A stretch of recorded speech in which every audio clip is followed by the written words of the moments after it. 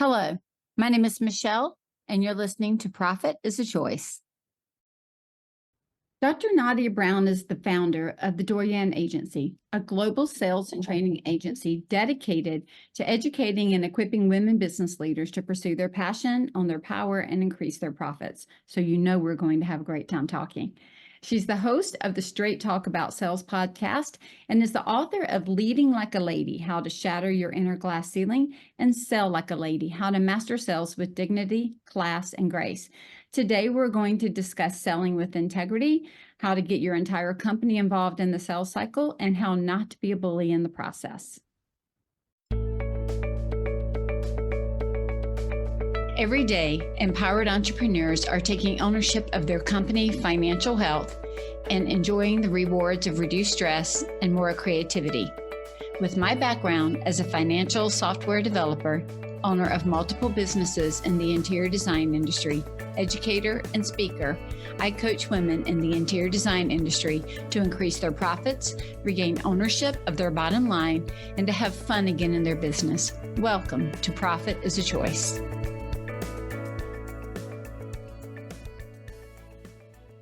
Hi, Nadia. Welcome to the podcast. Thanks for having me, Michelle. I'm excited to talk to you. We're going to talk all kinds of things about sales and about keeping it natural and authentic and building it into our companies. But before we get started with that, I would love for you to share with our listeners a little bit about your background and some of your entrepreneurial journey and what brought you to what you do today.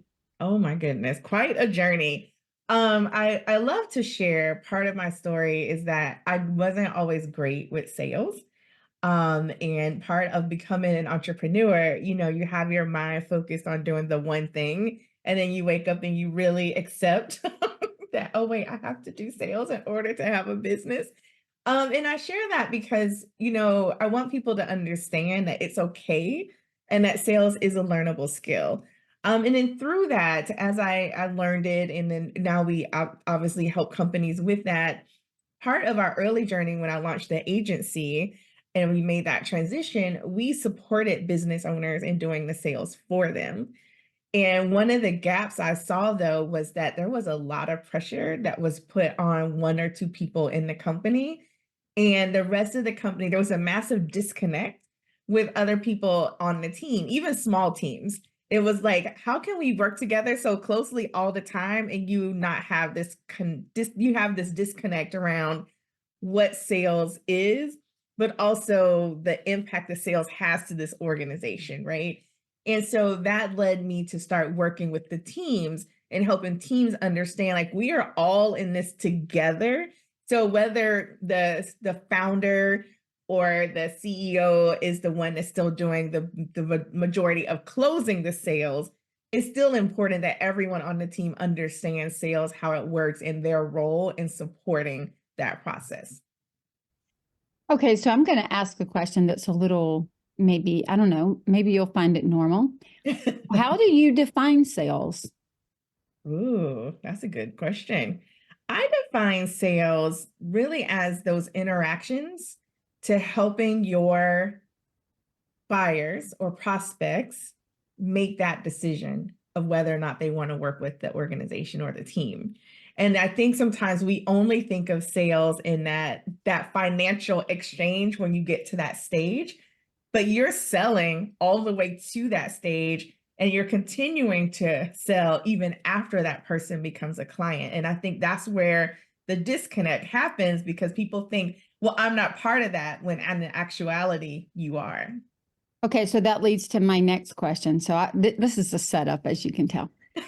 Only because I think we're going to speak the same language on this. And because I am so focused, not that I'm not focused on sales and everything else, but I'm focused primarily as an entry point into supporting a client on what do the finances tell me, because I can look at their financial statements and I can see a lot about their sales mindset. I can see what they're selling. I can see how they're selling it. I can see what rates they're selling it at. I can see how they're fulfilling the sale. Like, I can see a lot by looking at a balance sheet and a P&L and AR and AP reports. Like, I can see some of the sales story.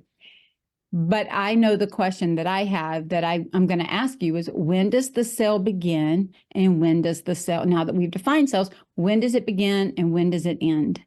Ooh, Michelle, you came ready today. I know I got like right to it, right? Because You the truth of did. the matter is I mean, listen, I've got that love-hate thing with sales, marketing, sales, the whole thing, because in my mind, it felt very Ginsu knives. By now, it felt very, I'm dating myself, child of the 60s, Ginsu knives, the 70s. The Ronco kind of products, that very sales driven, or I think of it the way that it always felt for me growing up was like going into a used car lot. It just Mm-hmm. felt there was a sliminess to it. The way that I had interpreted the data around me felt slimy. It Yeah. felt like I was being pushed into something, not like I was being offered a solution to a problem. And then I got to have agency with the decision to step forward or not. That's That's now so what I know good. sales to be. That is Mhm. not how it felt to me or what I identified as sales, right? I Mhm. also thought the sale was the financial transactional exchange, which you mentioned a minute ago, as opposed to understanding that sales went on and you're going to share the beginning and the end, but you kind of alluded to it in the prior conversation. Even understanding, where does profit come into play? Is profit at the moment that you make the first financial or the first even agreement and they sign? Or does profit come at the end after you've delivered and satisfied what the agreed upon contract says? So they're so intertangled that if we don't start pulling the string and pulling it apart a little at a time, it can be so easy to go, I don't like sales. I don't do sales. My husband says it all the time. I've been in software, I do everything, but I don't do the sales. And I'm like, but you're doing it in the But full. you do. You're doing it in the full. You may not have the first conversation. You may not do that cold phone call, but you certainly are part of the sales cycle because you're in business. And if we are in any part of a business, all the way down to the admin, the janitor, the person keeping the lights on, it doesn't matter what we are part of a sales process. Would you agree with that I estimation? do. I Okay. So totally now I'm going to agree. shut up and you tell us, when do you believe the sale begins and when do you believe the sale ends?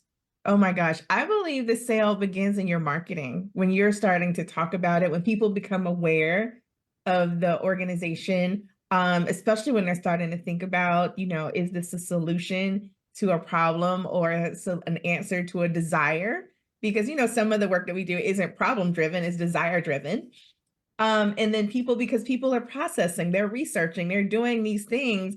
And that's part of the reason why we do our marketing and we do things in social media, or however we get the message out, is to help people along in that decision process.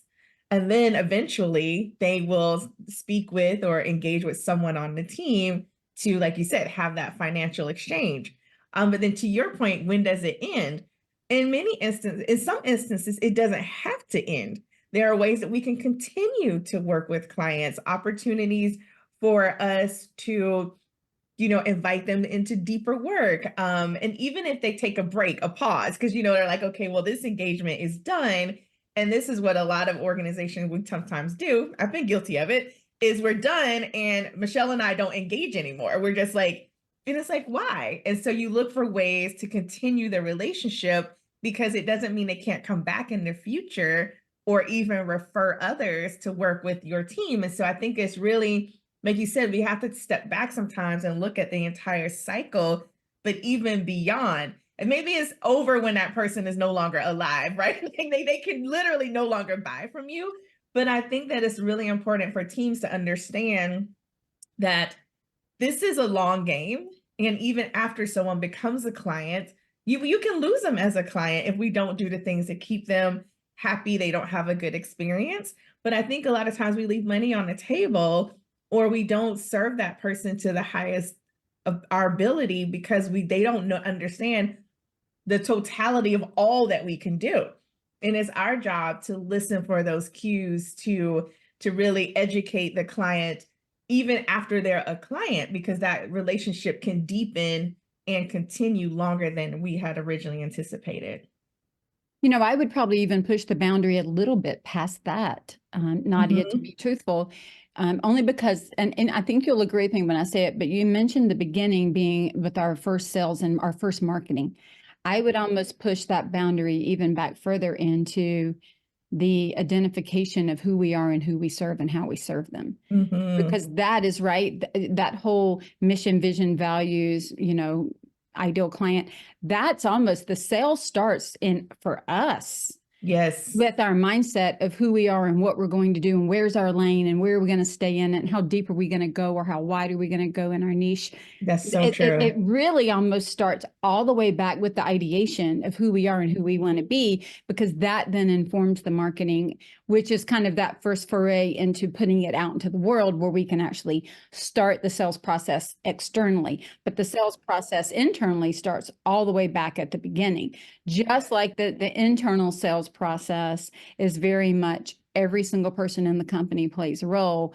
Externally, even if they don't see that, they never come into contact with that person, it does make a big difference, right? So I Yes. think if we were to even break it apart even further, right, the internal sales ideation and process and the external sale, we can even broaden that horizon, kind of like you said, all the way until the end. It's so funny. I'm shopping around for good hair care products. So this is going to sound really silly. Maybe not. So I have some autoimmune disorders. I've got hypothyroidism. So my hair can be short and fall out and be thin, or it can grow. Like it's in a growth stage right now. It's been years Beautiful. since it's done this. Thank you. It might be, I might not have but 3 hairs on my head again in the next 6 months. Like you just don't know. Right. I got halos like the ones that you wear to fill it out. I've got those in my closet because my hair just goes through cycles based on the way my hormones work or my thyroid's working or whatever. And it's taken a long time to make peace with it. Well, I also color my hair because I'm a little bit older than 35. So there's some need there. But I've been searching for this perfect hair care product that makes my hair feel shiny and healthy, but that doesn't have a lot of toxicity in it. Mm-hmm. And Mm-hmm. so I'm saying this because as a part of a sales process, I'm trying different products and I'm looking for certain things. I hear the messaging they're telling me. I'm wanting their product to fulfill my need, but their product's not fulfilling my need. And so then I'm going to the next product and I'm jumping and then I'm coming back again to your point earlier because they've come up with a new formulation. And I'm always so hopeful that that formulation is going to be my saving grace. Yep. So I'm constantly looking, I'm out listening to the messages of other people. I've tried it. Here's what happened when I started with that product. Here's what happened when I stopped with that product. And so I'm constantly always trying to find the thing that I can be satisfied with that's going to work for me. And so it's really about, I have a problem with the way my hair feels. I have a problem with shedding. I have a problem with, it's growing, it's not growing, whatever it is that it's doing based on my hormones or my thyroid, and I'm trying to find an answer. And I am the person that they're selling to, right? Mm-hmm. So that's a position where I am in the seat of the buyer. I'm also in the seat of the seller. I sell coaching and consulting services. I have financial software for small businesses that I'm selling. I'm in the position of trying to solve the problem for people. And I also know that it comes down to how do we message it? How do we say it? How do we fulfill what we've promised to do? Do we show up and do what we said we were going to do better, equal to or better than what we said we were going to do? And then I've been just as guilty as you have of not staying in touch at the end, thinking that, well, I did what they asked me to do and we're done, versus how do I stay connected? I've gotten so much better at the staying connected. And they do come back around. They do. I mean, I went back and tried other products that I've tried before, right? So people do come back around. Talk to us a little bit about why it is so important to involve the whole team and not just like the front-facing salesperson. Oh my goodness. I think a part of it is it really helps create that culture and awareness. Because so you take a team and you have the front-facing salesperson, but then it's handed off to like an implementation team or the people that are actually the doers.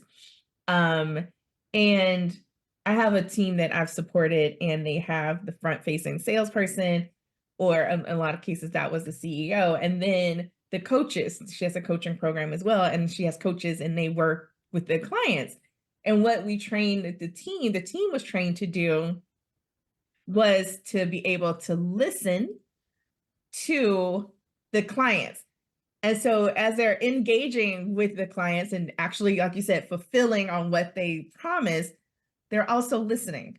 And so people may say something and then they can say, we can help with that or something to that effect. And then even if they're not the one that actually then takes it all the way across the finish line, they can then connect that person back to the person who can.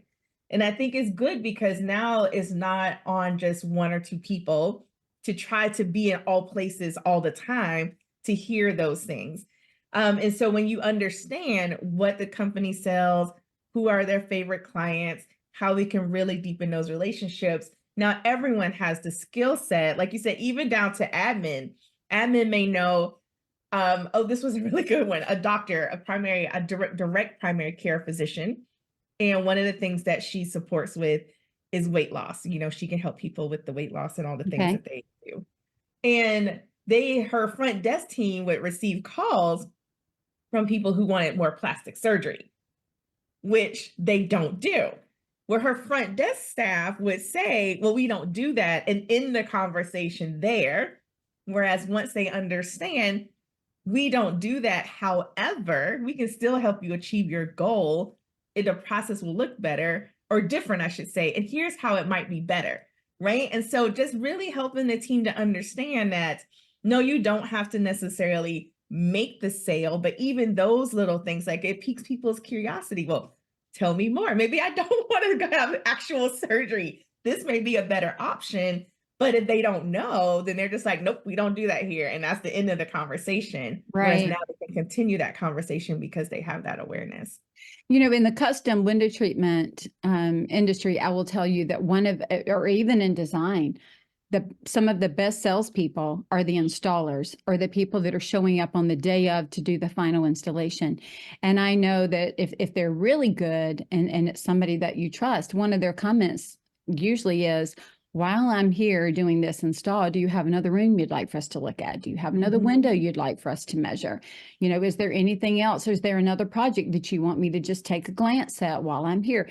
Doesn't mean that you've got to go in and do the full design for that for free. Nobody's asking for that. But while I'm here, would you like for me to take a look at? Would you like to start? Would you like to dip your toe in the water? Would you like to, right? I think the other thing that's really important to that, and when I owned my own drapery workroom, one of the things we always said was how you begin is how you end. And so if we started off with a bang and we had great ideas and we did all these things amazing, but we did we had poor installation or poor fabrication or something happened on the back end, they were going to be left with a bad taste in their mouth, not a great taste in their mouth. I can also remember my first 10 years being in software development, and I was on the development side. Well, when I first started, I was on the customer service side. I had to answer the phone calls from the help desk for people calling in asking about how to use the software. How do I make this work? How do I make this happen? And so I'm over here answering calls for people saying, my salesperson told me that it would ABC and XYZ. And I'm sitting there going, our software doesn't do that.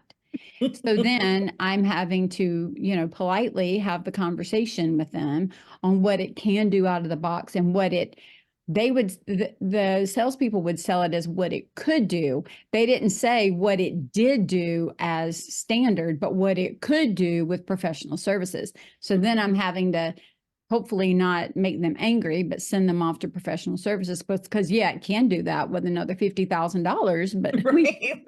There's a but cost to that. I say that because even in our position, it was kind of like the person at the doctor's office. I could just say, no, it doesn't, and hang up. Or I could extend the conversation. But I would also be angry sometimes at how it was sold, as if it were they were selling what it could do, not what it did do.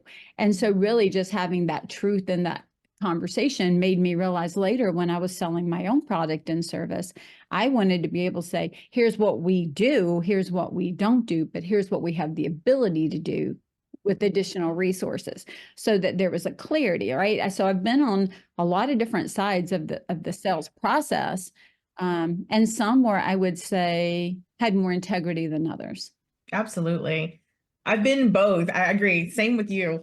I remember even while I was still in corporate, I would work with the sales teams, but I was part of more of the implementation. And you're right, you get those customers and they're like, well, my salesperson said, and you're like, not exactly.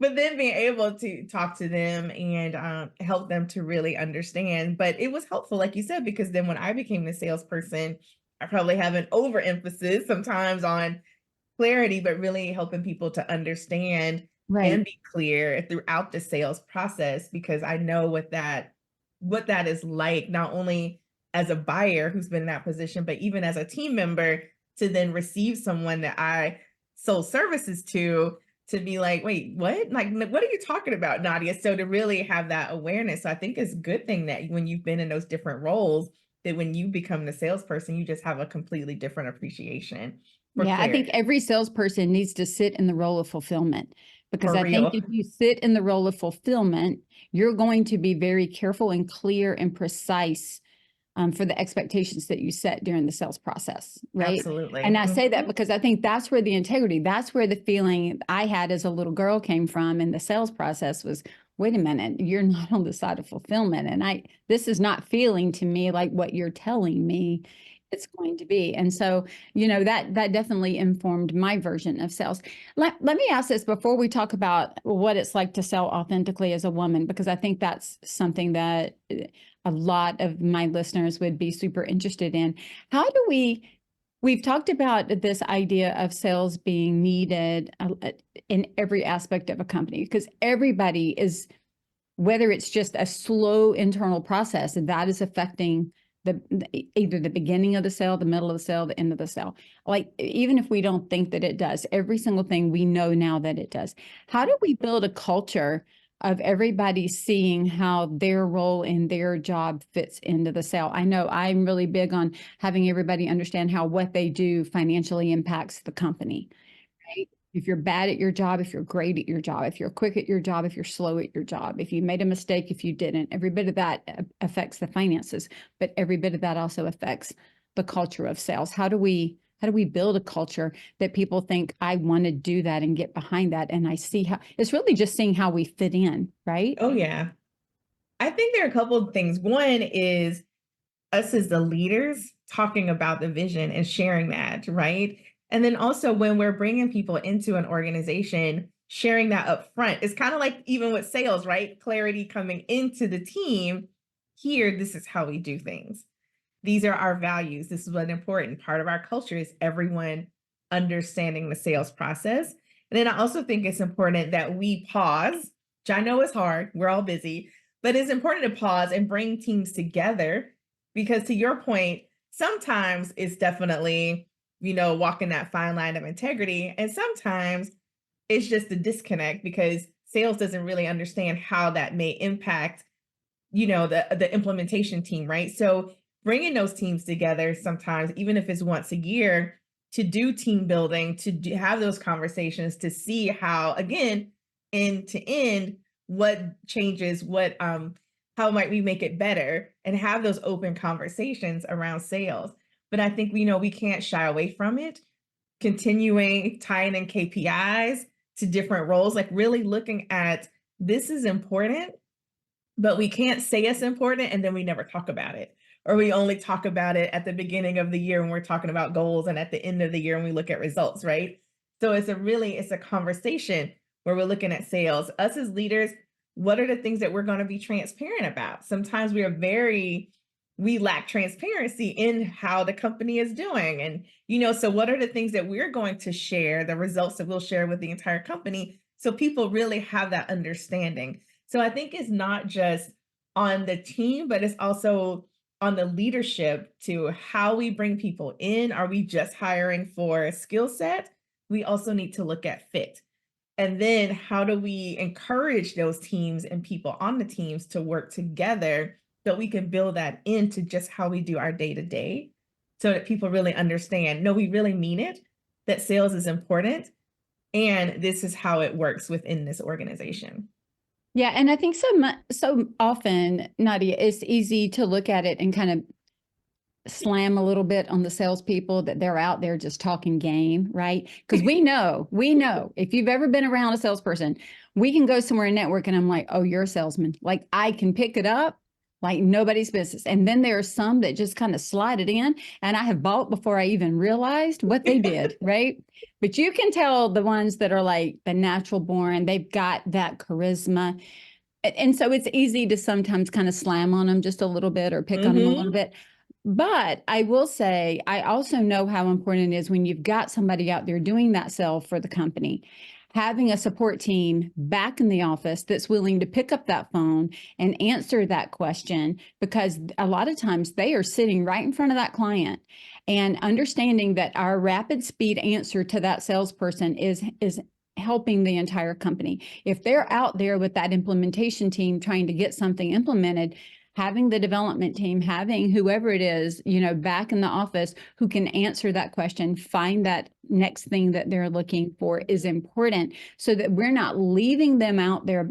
They're not separate from the company. It is part of the company. And we're all here to start at the beginning, and we're all here to end well, because that's what brings people back and keeps it going. So really, I think that understanding of all the different aspects makes it so much easier to do that. Because if you're the one who's sold something that can't be done, it's nice to be able to be on the end of having to fulfill it. But by the same token, if you're the one who sold something that couldn't be done and fulfillment's not supporting you and answering you and helping you, it's nice to see that side too, because then you want to work as a team. Also, like you said, tying KPIs, tying bonuses to company profitability, meaning we are all responsible for the sale at the beginning, and we're responsible for it at the end. Starts to build teamwork and make that conversation more open. What else do you need to complete that sales process? Is there something that we could do here or there? Is there a way that we can come along beside you and make that easier for you? Like, what do you need from us over here? What do we not need to say so that you don't get angry or because we can't do it? Like, how do I not back you into a corner? So just really those open lines of communication to be able to explore. They're so important. So important. So the majority, I would say a large portion of my listeners are female. And I've had this discussion many times, honestly, mostly with men, because a lot of men, especially the husbands, and if I step on your toes, just go ahead and send me an email. I'll send you one back. But a lot of times I'll hear the women say to me, my husband says I should. And then they start giving them a very corporate way of how they should go about a sale. But I'm going to tell you, in this industry, in the interior design industry, it is a very beauty-driven industry. Certainly there's form and function and all the things, but I'm talking about just the beauty, the form, right? That's a big deal. We're also in people's private spaces. Heck, we are looking at how they store their underwear. Come on. We are in intimate spaces with people, truly. We cannot, in most cases, have an extremely corporate way of handling things when it is extremely relationship driven.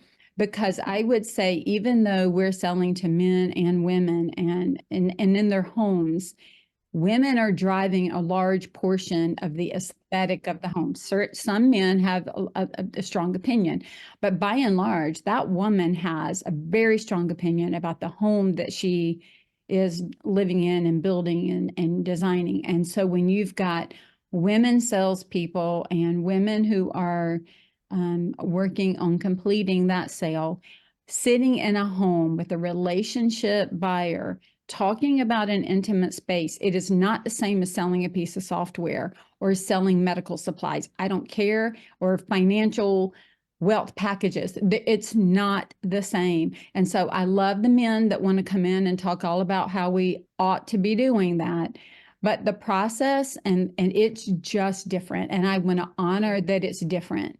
We need to just have a moment of honor for that, because it is, right? And so therefore, how do we show up in an authentic way? Because it's not always what, as women, especially, like I said, I'm almost 60. It is not how we were conditioned to do things back in the day. And I've had to work through, I'm honest, I've had to work through a lot of what that looks like. from the 70s and the 80s, and how we were selling Tupperware. Like the idea of what we were Gosh, selling was so different. That was our first step that's in your true. home and sell something. It was Tupperware, or it was, Mary Avon and Kay and Mary Mary Vaughn. Kay. Yep. Like that's what I remember, the women salespeople that came into your home. Like the men that came in, they were selling, water purifiers and air conditioners. And it was a different process. And nobody Mhm. really cared about how beautiful the air conditioner was or how No. beautiful the air purifier was. So just, we've had our moment of honoring. Why is it? It is different for It women to is. go in, and especially in a home industry in the sales process. Talk to me a little bit about that and what you've seen.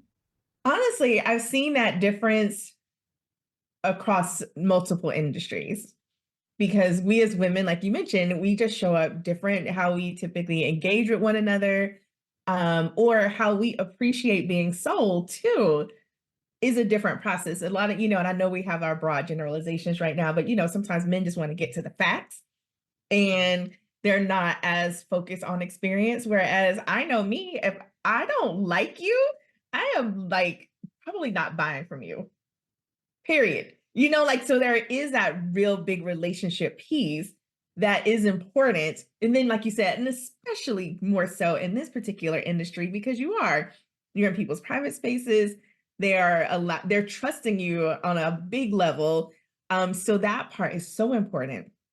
So one, in addition to the honoring, I just want to also give women permission to tell your husbands lovingly, thank you, honey. And we're not doing that, right? Because it's really important on how you show up. Because if I try to show up in a way that's not me, that woman is going to feel that. She may not know why she feels something, but she's going to feel that something is off. And that's probably going to influence her decision in a way that we don't want it to go. So, Right. one of the things that I have clients that I ask is, in addition to, as we look at all the sales systems and stuff from the end to end, is how do you want people to feel? And really sit with that and define that. When that woman opens the door to invite you into her home, how do you want her to feel? What do you want the process to look like? Put yourself in her shoes and build your process around that. So good. So good. It's funny. In my coaching program, our second pillar is create with intent. So our first one is solid foundation, mission, vision, values, all the good stuff. But the second is to be intentional. And I literally just said to them on the coaching call yesterday, I have to be careful about how I teach financials, because I think about in my education courses, in my speeches, in my coaching, I have to be careful because people automatically, when we start talking finances, they can have this feeling of shame. They can have a feeling of, I don't get it. I don't understand. And I know that I can make people feel like, not just me, but the conversation around finances can immediately make people feel stupid and dumb and less than and uneducated. Like because we've already got our inner critic that's created the story. And so if I'm not careful, what I say can unleash the inner critic that they have and, right, shoot off fireworks. And so I even have, in the last years, made comments to my marketing teams. We will not sell and market on shame. Not doing it. I won't do it. I refuse to do it. Like, I don't want to be ashamed and I don't want to shame somebody else. So what we're going to do is we're going to market and we're going to sell on confidence. We're going to sell on ability. We're going to sell on, you already have the skill set. You just might not know it. Let us help show you. Like, I want to come in and show people that they have the ability to do this. And I know that they do, right? Some at deeper levels than others, but we all have this ability that are in business because there's already numbers involved. And so to that point, when I speak, I might have to show somebody that what you're doing is not working for you, but in a way that says, but you have the ability, let me show you how. So in other words, we may have to point it out, but we don't want to leave you there, because if we stay there, that's where we can build the model of shame. And I don't want to, and the old marketing is you stir the pot, you make them feel shame, you make them feel the pain, you make them feel all this. And when they feel like they could jump off a building, then you move them. I want to move you faster than that. I want to point it out, but go, oh, quickly, let's look over here. Like squirrel, come over here with me. Don't stay there. Like there's a better way. And you're so right. I know that a lot of women have said to me, I'm almost embarrassed to bring a designer into my home, because what are they going to think when they walk in here? What are they going to think about me? What are they going to think about our home? What are they going to think about how we spend our money or what we've chosen to do around here? So there's already a big vulnerability in our particular industry and space at inviting somebody in to your private living quarters, if it's residential, right, to have that, less so in commercial, but very much so in residential, that what are they going to think?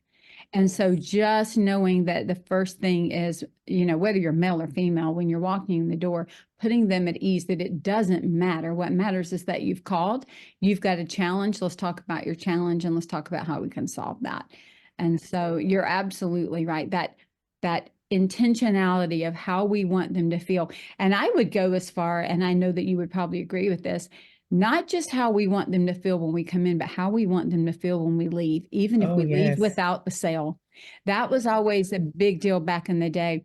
I want him to feel great if we've made the sale, but I want him to feel great even if we didn't. Like, I don't want them, I want him to feel a little bit like, I kind of wish I could have, right? I need to call her back. I mean, we do want him to think like, I think I'll save some money and try to call her back.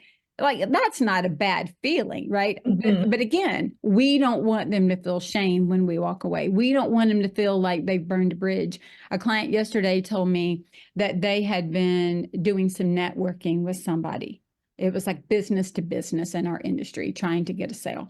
They'd been doing some networking. And that the second business chose to go in a different direction.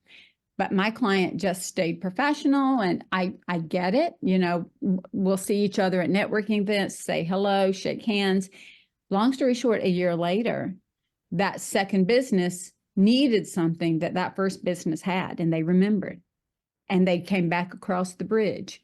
And I said to my client, if you had burned that bridge because you'd spent hours trying to get them, to be educated enough to work with you. If you had said, well, I'm done with you, I have done it. You've made your bed, go, you've chosen client, vendor B, peace out. Hope you like that, like whatever. And then you show up at the network events and you don't talk to them and you blow them off and you side eye and you talk about it. If you had done all those childhood games, right, the middle school stuff, that client would not have come back to you. But when the client came back to them, it was a big sale. It was multiple six figures in the sale, right? Nice. And so it was so worth staying kind and letting them still feel respected when they made the first choice of no, so that the door was open for them to make the second choice of yes. Yes, I love that. And I 100% agree. And I teach clients that as well, because whether they make a decision and they go to a different vendor, like in your example, or as you mentioned earlier, they don't buy yet. Because sometimes they don't understand what it means. And so it's like, oh, wait, I have to get my mind around the financials. It's the same process, though. And it doesn't mean that you necessarily spend a ton of time in that moment of having conversations and continuing to educate. But this is what the beauty of email automation. You can still stay in touch. You can still reach out with a phone call. We like to send sometimes little postcards, because those little touch points let people know I'm not angry. I'm not upset. I still would love to work with you when the time is right. And it keeps that line of communication and connection open. So when they're ready, whether it's I went with a different vendor, but now we need you, or it's I wasn't ready yet, but now I am. And I've seen it happen sometimes in your case, whether they didn't buy the first time for whatever reason, they've come back sometimes years later because we kept the lines of communication open. And I think that that's really an important part. But again, when you look at sales cycle, sales system, how do you want people to feel? How do you, and we don't always think through all the scenarios. Right. It's almost like we take it so personally sometimes Oh, yes, we that do. we feel like they're rejecting us. Yes. Sometimes it's rejecting, sometimes it's price. Fine.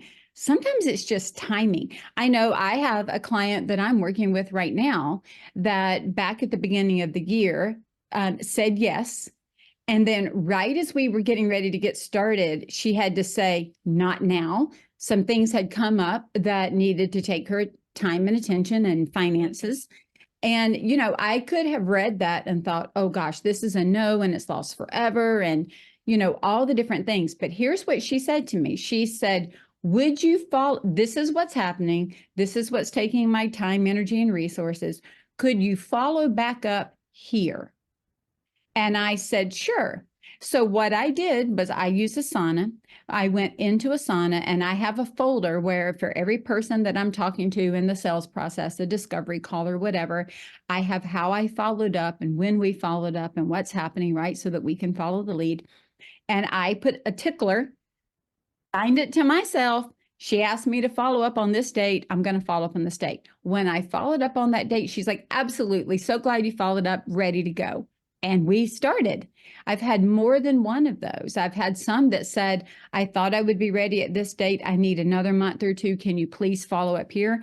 And I think that also is a reminder to your point earlier, Nadia, we have to stay and we have to keep following up. We have to have a system that we Yes. stay in touch because the sales process didn't end. It No. just maybe got prolonged a little It bit. was a pause.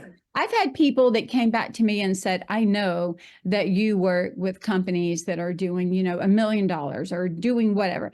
And I'm not there yet. I am saving up my money, but I am also, you know, working on my sales process so that I am in a position that you can help me move to the next one. And so then they come back around again. And so, you know, people do that.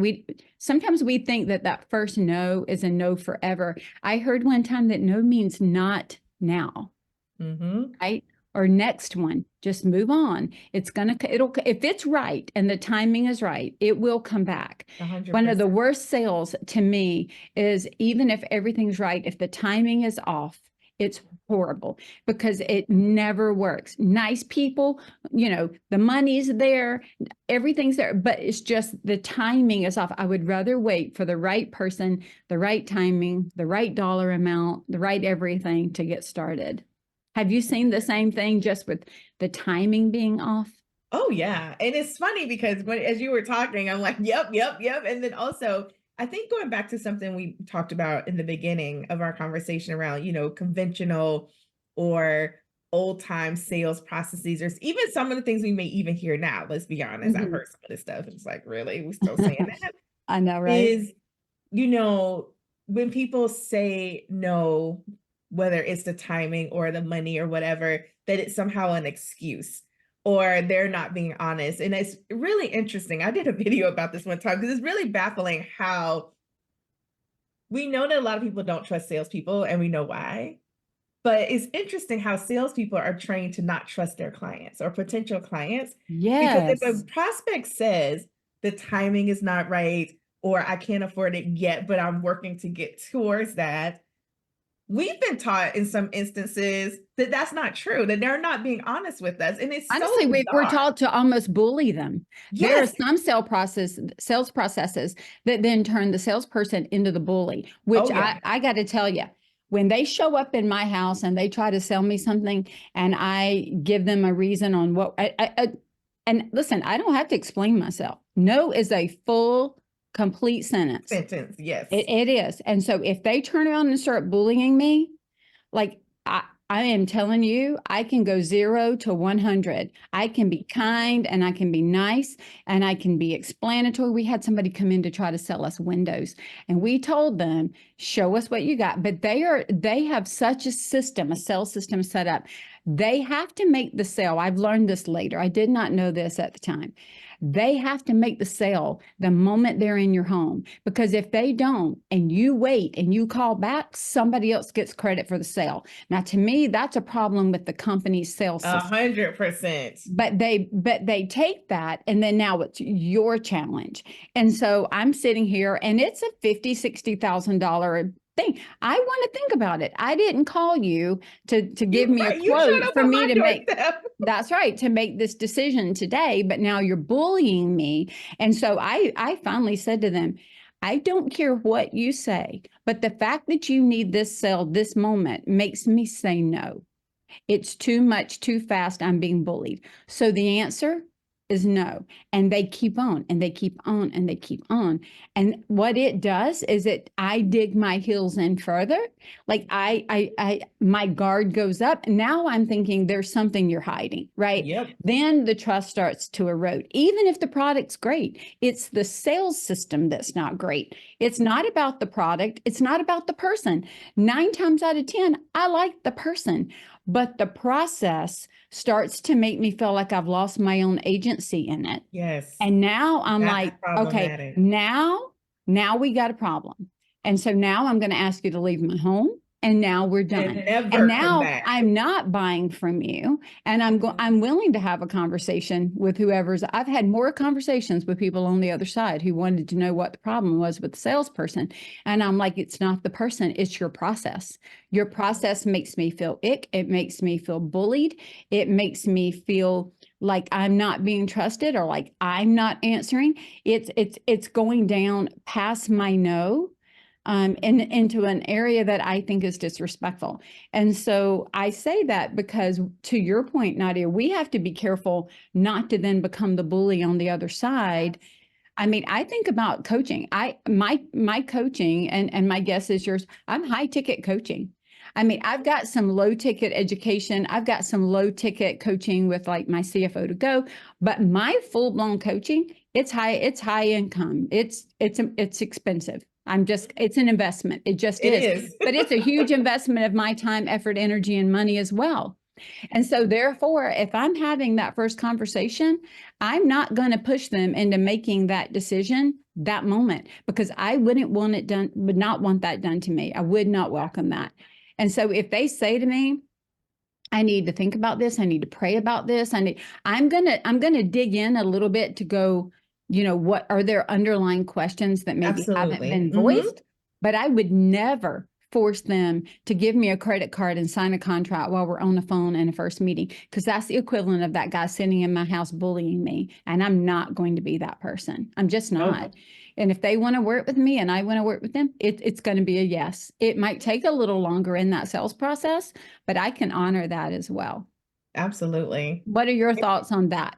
No, I agree. And that's why I brought it up, because I want people to understand that I know that is still being taught. It is. But to your point, you had several examples where when you honored that person's wherever they were, their decision-making ability, honored that this is going on right now, but this is not forever. And then you did your part with your process and your system to remind you, because depending, you would have forgotten. So, that's our responsibility. But when you did your part, you came back, they were ready.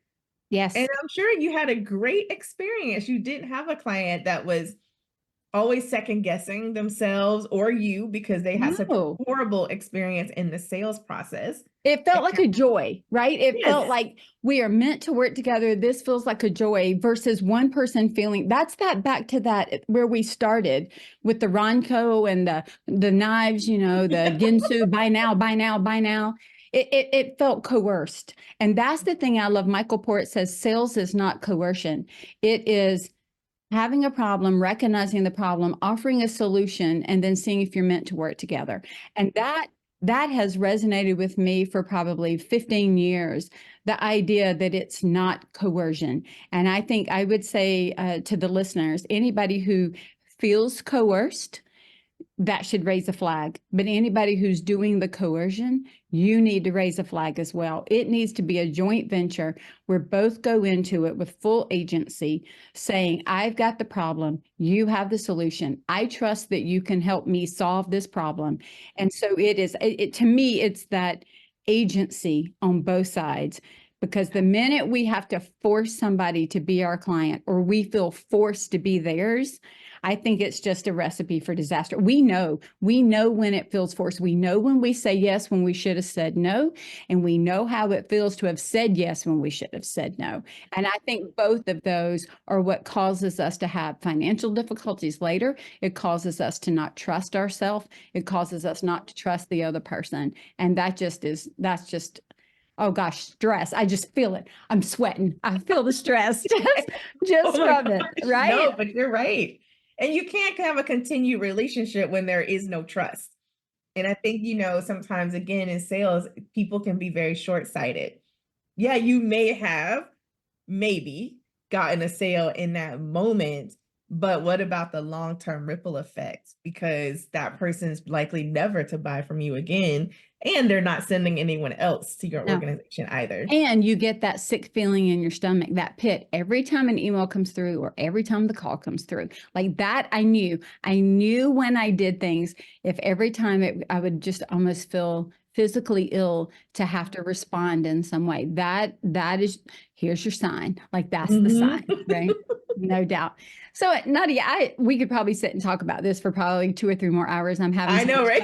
Right. Tell people what you do and where they can find you. Where are you hanging out on social media? Well, you can find me. I'm on LinkedIn, Dr. Nadia, but I'm also on Instagram. I am Dr. Nadia. And our website is thedoyenneagency.com. And what we do is we provide training, consulting to help you build your sales process and equip your team members, whether they're formal salespeople or not, to be able to support the organization in sales. That sounds amazing. Well, I really have enjoyed having you on today. And I feel like if you lived right here, we'd be hanging out like Totally. all the time. For sure. For sure. Thank you so much for all that you had to share. And I really appreciate the conversation. Thanks, Michelle. Thank you, Dr. Nadia, for joining the podcast today. Make sure to grab one of her books, go to her website, or listen to her podcast, Straight Talk About Sales. We're gearing up for our strategic planning event that happens every year in September, and we have a few openings for those who are new to our coaching. If this sounds like something you might be interested in, you can check out Planning Well at the website scarletthreadconsulting.com. We would love to meet you and support you in planning well for the year ahead. Choose to build profitability into your company with each sale, because profit doesn't happen by accident. Profit is a Choice is proud to be part of the designnetwork.org, where you can discover more design media reaching creative listeners. Thanks for listening, and stay creative and business minded.